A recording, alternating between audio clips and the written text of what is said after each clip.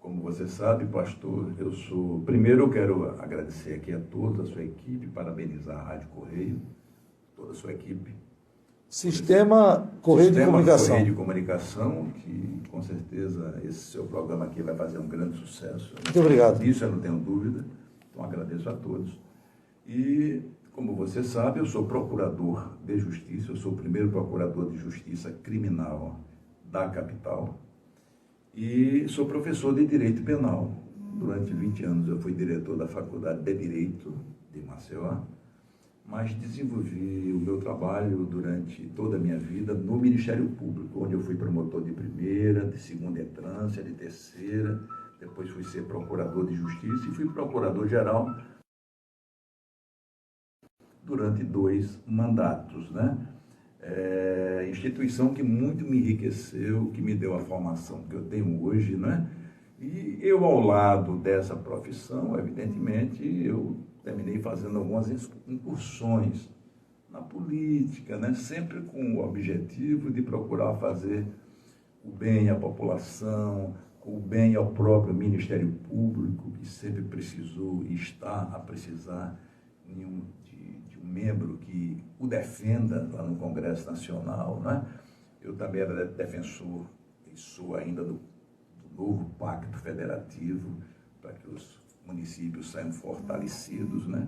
E terminei sendo também, durante um período, prefeito da minha cidade natal, Traipu, na margem do Rio São Francisco, né? Foi lá onde eu nasci, e foi lá onde surgiu, onde nasceu essa minha paixão ardente pelo Velho Chico, pelo Rio da Integração Nacional, né? Pelo maior rio inteiramente brasileiro que nós temos, que é o Rio São Francisco. Agora, a pergunta que não pode, nesse intervalo, o senhor foi prefeito e não perdeu a função de procurador. Isso. E temos um exemplo que teve que, para ser candidato, pediu exoneração. Por quê? É pelo seguinte, quando eu ingressei no Ministério Público, eu ingressei antes do advento da Constituição de 88, certo? E nas disposições transitórias da própria Constituição, lá está dito que até período X, o promotor de justiça pode ou poderia, naquela época, fazer a opção pelo regime jurídico anterior, ou seja, aquele regime que lhe permitia ser candidato. E eu e mais outros tantos colegas fizemos a opção por esse regime. Então, todos nós, não só aqui em Alagoas, mas muita gente aqui no Brasil inteiro, que é membro do Ministério Público e que está na ativa, pode sim ser candidato a qualquer cargo eletivo. O meu colega que não pôde ser candidato, porque era membro do Ministério Público... Doutor Alfredo, né? Doutor Alfredo, ele não pôde porque ele ingressou na instituição depois da Constituição de 88. Fechou. Entendeu? A porta foi fechada. Pois é, infelizmente, em relação a ele, ocorreu isso, né? Agora eles criaram a figura da quarentena, ou seja, se eu quiser ser candidato a alguma coisa, eu só poderei ser nas eleições que vêm. Se eu quiser ser candidato na eleição de 2026, eu vou ter que sair do Ministério Público 5 anos antes. É a chamada quarentena. Ela livra a eleição de 2022, né? Mas ela atinge o membro do Ministério Público ou da magistratura ou da polícia que queira ser candidato. Como você enxerga isso? Está havendo uma contradição, né? Eu acho que isso isso é uma coisa que pesa muito contra a democracia, né? Ao Estado de Direito. Eu sou daqueles que entendem que todas as categorias podem ser representadas no Congresso Nacional. O Congresso Nacional são as casas do Estado e do povo. Né? E por que o Ministério Público não pode ter lá um legislador? E muito mais ele que entende de lei, que sabe interpretar a lei, ele seria um grande legislador. Então, por que o Ministério Público não pode? Não é? Por exemplo, eu acredito que no nosso sistema atual, para o juiz é mais difícil, mas para o Ministério Público, o próprio policial, eu acho que não precisava dessa quarentena, obrigar o sujeito a deixar o seu cargo para poder postular um cargo político, uma função política. Então, eu sou contra, acho que isso fere de frente, de morte, a democracia brasileira, mas infelizmente é assim. A política ela anda ao sabor dos ventos, né? Então as coisas ocorrem de acordo com os interesses momentâneos, né? E com os interesses que nem sempre são legítimos. A gente percebe o desrespeito ao meio ambiente, as queimadas, as devastações da Amazônia, a seca, enfim, deveremos ter esperança em nosso planeta. Mas o senhor sempre tem, nesse período do painel Alagoas, o senhor sempre tem seus pontos de vista sobre a questão do meio ambiente. Tivemos essa semana o Emerson Soares, que é professor técnico. Pastor, muito embora a minha especialidade dentro do Ministério Público seja o direito penal, eu trabalho na área do direito penal desde promotor, né? Eu era promotor do júri, fui promotor do júri durante mais de 15 anos, eu ao mesmo tempo era promotor do júri, diretor da faculdade, professor de direito, presidente da Associação do Ministério Público. Só deixei essas funções para ser procurador-geral, né? Apesar de ser procurador da área criminal, o tema de meio ambiente é um tema que muito me interessa e que muito me preocupa como cidadão sobretudo. Como é que eu enxergo? Eu assisti a entrevista do Dr. Emerson, né? Uma grande entrevista, ele é um grande técnico, né? É um doutor na área e gostei bastante. Eu vejo a coisa por uma perspectiva do leigo, né? Mas do leigo que tem pesquisado e que tem estudado a situação do mundo na atualidade, né? Qual será o futuro do nosso planeta, pastor? Planeta Terra, né?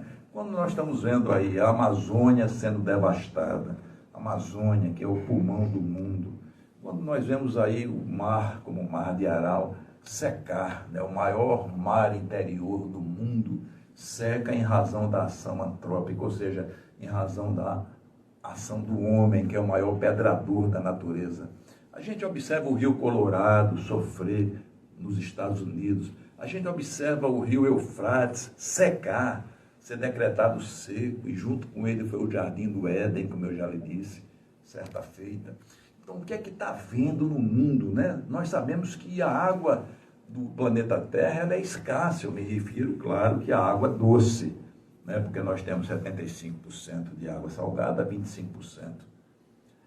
Aliás, 70% de águas no planeta, 30% de terras. Nessas terras todas, né, um pedaço de terra que submergem, nós temos 2,5% de água potável. Desses 2,5%, ou seja, desses 2,5% de água potável, né? Veja, nós temos 30% de água salgada, 2,5% de água doce. Essas águas todas, pastor, estão nas calotas polares, ou estão nos aquíferos, no subsolo. Elas não estão acessíveis ao homem. Apenas 0,33% dessa quantidade de água, ela serve para a dessedentação do homem, do animal, ou até para o uso industrial. Então, onde é que nós vamos parar? Quando nós sabemos que, sobretudo, que essas maiores reservas de água, elas estão aqui no Brasil. Nós temos países que não têm água nem para você beber, como no Haiti. Eles importam água. Nós temos aqui o nosso vizinho Uruguai, que padece também da falta de água. Mas o Brasil não. O Brasil é rico, ele tem mais de 4 grandes aquíferos. Alter do Chão, lá no Pará, Urucuia, o Guarani. Esses aquíferos são grandes lençóis de água, grandes lagos subterrâneos, que eles fazem com que aquela água brote, né? E eles alimentam, então, aqueles rios. O Urucuia, por exemplo, ele alimenta o Rio São Francisco, ele alimenta mais 62 afluentes, como o Rio das Velhas, Rio Grande, Rio Branco, né? O Jiquitiá. Esses rios todos, eles são abastecidos também pelo aquífero de Urucuia, né? O Rio São Francisco em si, ele é um rio temporário, ele nasce na Serra da Canastra, no município de Medeiros, que é a sua nascente verdadeira, a nascente histórica é no município de São Roque de Minas. De lá para cá, ele percorre 2.880 quilômetros. Ele tem o Alto São Francisco, o Médio São Francisco, o Submédio São Francisco e o nosso Baixo São Francisco, com apenas 205 quilômetros de extensão. Ou seja, é uma lagoa. O nosso Baixo é um rio muito pequeno. Mas o Velho Chico está sendo maltratado com o tempo. Pois é, como todo rio morre pela foz, isso é científico, né? O professor João Suassuna, que é pesquisador da Fundação Joaquim Nabuco, ele diz muito isso: o rio morre pela foz. O rio não morre na nascente, ele morre na foz. Ele vai perdendo força, deixa de ir em frente, começa a ir para os lados, enlarguece, as ribanceiras caem e ele deixa de chegar à sua foz, que é o seu desiderato, é o seu destino, como aconteceu com o Rio Colorado, que não chegou no Golfo da Califórnia, lá no México, durante muitos anos, porque secou. Foi preciso que eles revitalizassem o rio, e revitalizaram para que o rio tivesse vida novamente naquele trecho, né? Então, eu presumo que a mesma coisa pode ocorrer no nosso Rio São Francisco, em razão da nossa atuação, porque nós, o homem, nós desmatamos, né? Nós, o homem, nós plantamos, por exemplo, eucalipto nas suas margens, nós depositamos os dejetos no seu leito, né? Nós exploramos o rio de mil maneiras, né? Quantas retiradas de águas clandestinas, pastor, não existe lá no Rio São Francisco, no seu leito, né? Afora as transposições, afora as hidrelétricas, tudo isso aí que o homem faz mexe com o meio ambiente. Sangra o rio, né? E veja, e termina fazendo com que as margens do rio elas fiquem improdutivas. Eu queria dizer que nós não temos essa familiaridade com o manuseio de águas, diferentemente da China, diferentemente de Israel, diferentemente da Índia, que sabem há mais de 3 milhões de anos mexer com transposição de água, mas com sustentabilidade. Esse é o grande nome que está hoje na ordem do dia. Cuidar do meio ambiente com sustentabilidade. Isso quer dizer que nós podemos fazer tudo. Nós podemos usar o rio para gerar energia, mas temos que fazer isso com sustentabilidade. E onde é que nós verificamos que não há essa sustentabilidade? Quando nós percebemos que de todas as cidades que estão na calha do São Francisco, de São Roque de Minas até Piaçabuçu e Praia dos Cabeços, aqui entre Alagoas e Sergipe, apenas uma, que é Lagoa da Prata, em Minas Gerais, tem saneamento básico. Todas as outras não têm saneamento básico. Ora, então, como cuidar de um rio que recebe esses dejetos diariamente, né? E olha, dejetos e mais dejetos, que tem a sua margem desmatada, né? Então, foi o que ocorreu? O assoreamento. O rio está seco, praticamente. Quando o rio foi descoberto, pastor, isso em outubro de 1501, pelo florentino Américo Vespúcio, que vinha fazendo a catalogação dos acidentes geográficos da costa brasileira. Ele vinha, né? Veio do Amazonas e veio, passando Pernambuco, Alagoas. Quando ele chega na foz do Rio São Miguel, ele cataloga aquele rio e dá o nome de Rio São Miguel. Quando ele chega no São Francisco, o escriba da esquadra, ele ficou de boca aberta. Ele disse: meu Deus do céu, o que é que eu estou vendo aqui? E aí fez uma carta ao rei de Portugal e disse: seu rei, o que eu estou vendo aqui neste momento é uma coisa de não se acreditar. O mar ficou amarelo. Ao longo a gente verifica que existe uma boca enorme que ninguém sabe o que é. Se é outro mar.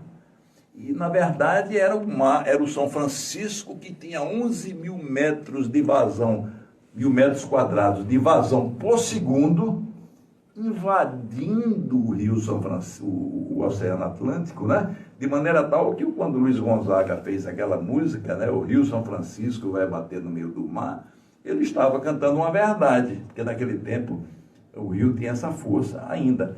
Veja, começou com uma vazão de 11 mil metros cúbicos por segundo, depois caiu para 8, depois caiu para 6, depois caiu para 4, depois caiu para 3. Foi quando a Agência Nacional das Águas, ela disse que a vazão do rio jamais poderia baixar dos 2.500 metros cúbicos por segundo, como se fosse possível o homem estabelecer. E não é de hoje, o Chico está morrendo, ele agora está, se você for lá à minha cidade, Traipu, você vai ver que ele está cheio. Ele entrou, inclusive, na parte da cidade já.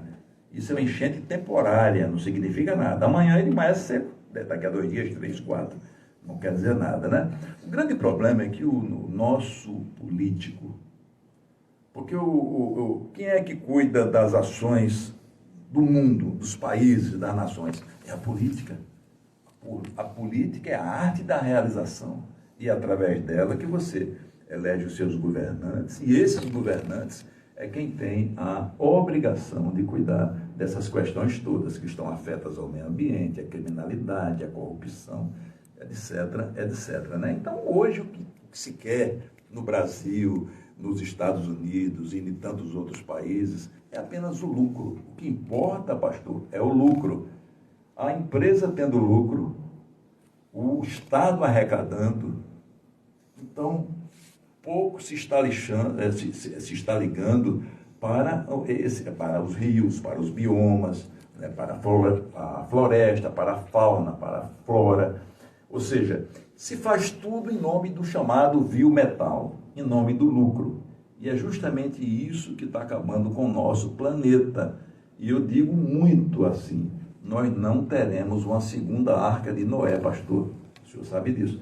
Né? O mundo ele pode acabar e a causa do fim da nossa existência nesse planeta é a falta de água potável, a falta de água doce. Né? A natureza ela dá a resposta a toda essa agressão nossa. Então, eu tenho percorrido assim várias cidades, eu tenho feito palestras em vários lugares, tenho feito palestra no Lions, no Rotary, sempre pedindo para que as pessoas coloquem nas suas pautas de discussão, não só a defesa do Rio São Francisco. Eu, quando falo no Rio São Francisco, eu estou falando do rio que passa no quintal da minha casa, né? No rio pelo qual eu tenho um amor, uma ligação pessoal, onde eu aprendi a velejar. Enfim, eu tenho essa familiaridade com o Rio São Francisco. Mas é preciso que nós nos preocupemos com os outros rios, com os outros mananciais, com os nossos lagos, com nossas lagoas, com os nossos biomas. O bioma da Caatinga está quase que acabado, o homem acabou com a Caatinga. O Cerrado, a mesma coisa, a Mata Atlântica, idem. Os Pampas, a mesma coisa. Então, o homem acaba e devasta a natureza, achando que o planeta vai simplesmente se renovar por ele mesmo. E não é assim. E aí nós vemos aqueles filmes apocalípticos e achamos que aquilo é coisa de cinema. Não é. Tudo isso pode acontecer. E nós poderemos, sim, ter um final não muito feliz, em razão da nossa própria ação. Então eu pergunto, ora, por que se permite a devastação do Amazônia? Da região amazônica. Por que se permite? Porque eu digo a você, se eu fosse presidente da República, eu mandaria um projeto de lei para o Congresso Nacional, transformando a agressão à floresta em crime hediondo. E mandar prender imediatamente em flagrante todos os madeireiros que lá estivessem derrubando a floresta. Pergunto, ele está dizendo aqui um homem simples, coitado, aqui de Alagoas, que faria isso. E por que não faz isso? Porque esses políticos não fazem isso, pastor. Medidas isso enérgicas, é uma crítica, medidas isso é uma crítica? É uma crítica generalizada, porque Sim. Esse problema da agressão à Amazônia não é de hoje. Não vem de agora desse governo, vem de governos e mais governos, né? Isso vem do tempo do descobrimento, né? Mas é uma crítica que vai servir para a posteridade. É preciso que nós tomemos os cuidados necessários, porque do jeito que a coisa vai, daqui a 30 anos acabou-se a floresta amazônica. O MP já provocou alguma audiência pública e chamando os órgãos também de suas competências para ter esse diálogo consensual? Na área de atuação do nosso Ministério Público Estadual, sim, ao qual eu pertenço, eu posso lhe dizer que o Ministério Público tem feito o seu papel. Tem cuidado, tem a FPI, né? Que atua ali protegendo a região do São Francisco, que é a sua bacia. Nós temos feito o que pudemos. Claro que muito há que ser feito ainda, mas o Ministério Público é um órgão muito fiscalizador e muito operante.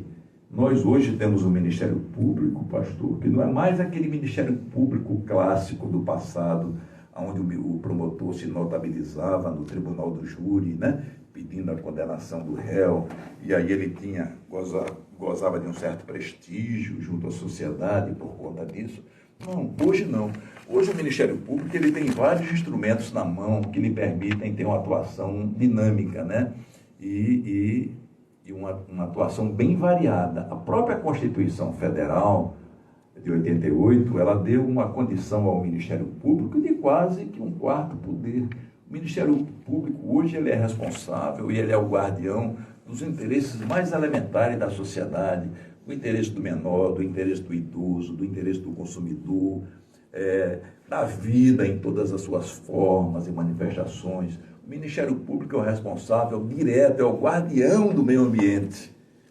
E sendo ele o guardião do meio ambiente, sendo ele o guardião desses direitos difusos e coletivos, ele tem sim essa missão nobre de velar, de proteger e de pedir a punição para quem resvalar para a prática do crime. E desmatar é crime, não é? Então, veja, o nosso Ministério Público em Alagoas, ele é muito atuante, não tenha dúvida. Mas o Rio São Francisco não está morrendo por causa de Alagoas. Ele vem morrendo lá de cima e começa a morrer. Só que como aqui nós estamos no Baixo São Francisco, ele vai morrer na Foz. E aqui vai começar a faltar água onde? Em Propiá, em Arapiraca. Nós vamos terminar morrendo de sede e no escuro, como dizia o João Suassuna, entendeu? Então, o MP, eu sou um homem apaixonado pelo Tribunal do Júri, eu sou um homem apaixonado pelo direito processual penal e pelo direito penal, entendeu? Mas eu me encanto com essa matéria do meio ambiente e, sobretudo, eu me encanto não só pela beleza do meio ambiente, dos seus biomas, da sua flora, da sua fauna, dos seus rios, mas, sobretudo, eu me encanto e isso me deixa apreensivo, porque nós estamos vendo que esse meio ambiente está sendo afetado, e muito afetado pela própria ação do homem, que é o seu maior predador. Então nós temos que estar atentos a isso. O senhor